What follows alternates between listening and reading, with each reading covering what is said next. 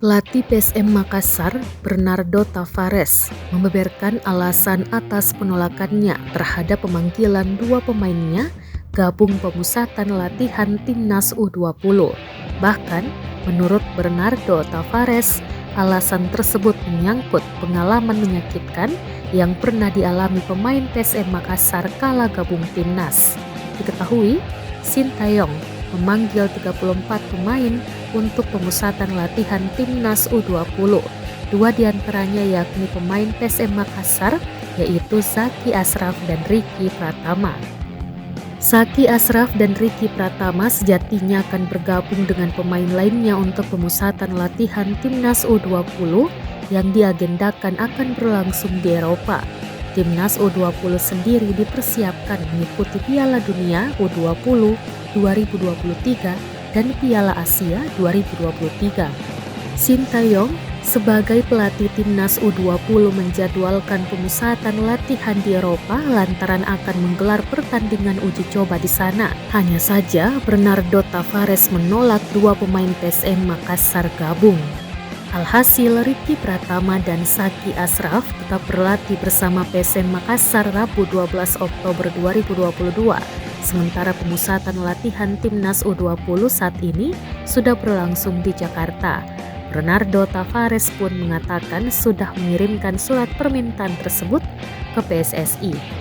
Pelatih berkebangsaan Portugal ini mengakui bahwa dirinya dan tentu skuad PSM Makassar bangga jika ada pemainnya dipanggil memperkuat Timnas Indonesia.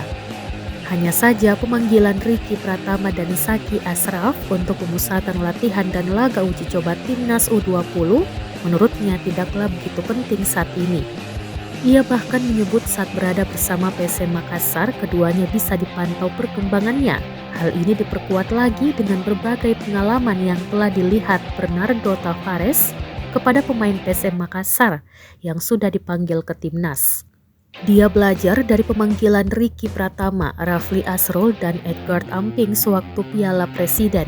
Kala itu ketiganya dipanggil untuk ikut turnamen Toulon Cup 2022 di Prancis.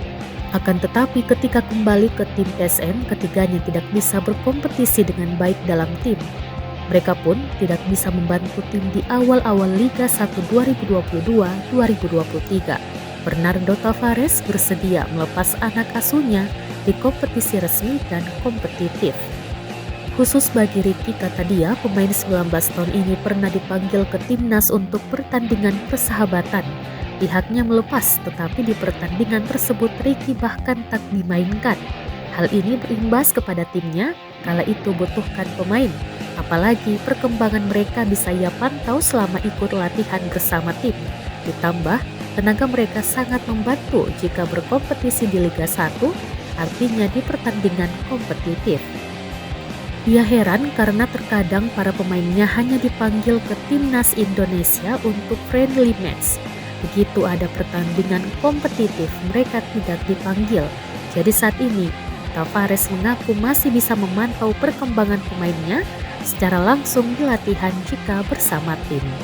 Terima kasih sudah nonton. Jangan lupa like, subscribe, dan share ya.